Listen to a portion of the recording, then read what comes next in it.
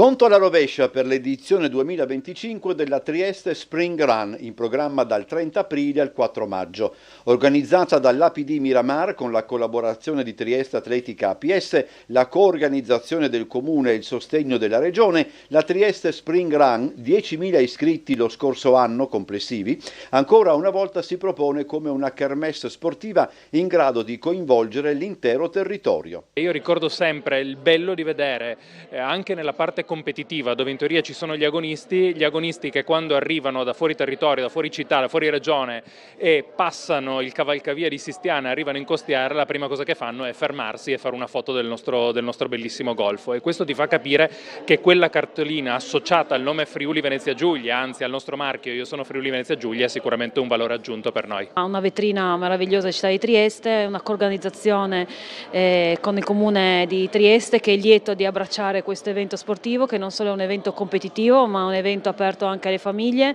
ai bambini, con un'attenzione sempre alla solidarietà e alla beneficenza. Fra gli sponsor generali Despa, Racega Sapienza e Amga, la Fondazione CR Trieste, Charity Partner il Burlo Garofalo, presente durante l'intera manifestazione con attività informative e raccolta di fondi per sostenere progetti dedicati ai bambini. Anche quest'anno poi le persone più fragili potranno partecipare gratuitamente. Possono partecipare le famiglie, i campioni, ma anche i dilettanti, no? Questa è una cosa dove nessuno resta in panchina.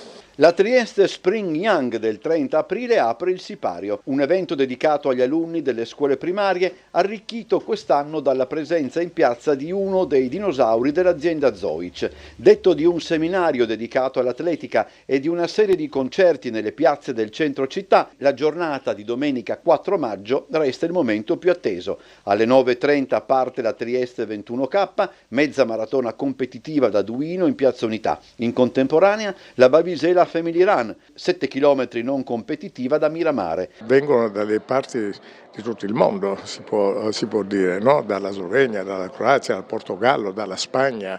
Quindi la gente, almeno nella comunità europea, ma abbiamo anche avuto dei giapponesi che vengono, è una cosa assurda, ma però è reale, sono interessati e vengono a partecipare a queste iniziative importanti della città, ma anche per gli altri.